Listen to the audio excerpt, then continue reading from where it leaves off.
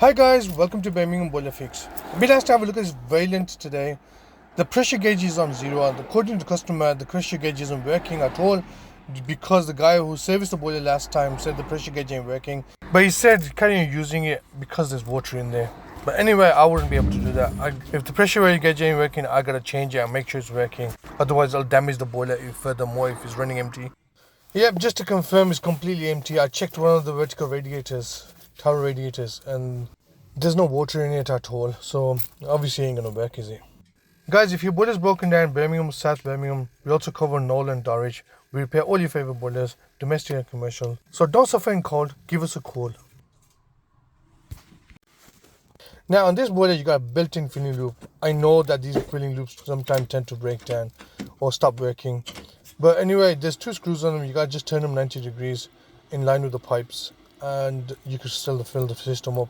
But sometimes people get confused, only is one screw, but you gotta turn them both. I turned them both and I heard the water going in, and guess what? The pressure gauge started going up. So I presume the last engineer didn't know how to top it up, unfortunately.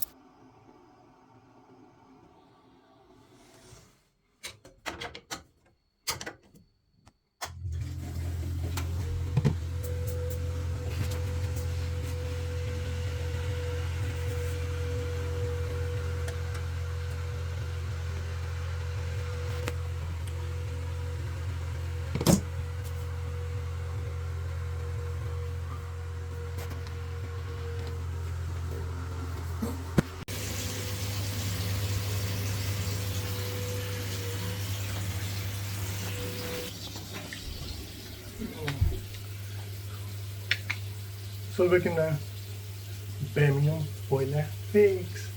Thingy boiler. Right, okay. I'll show you how to do that. Yeah, thank you.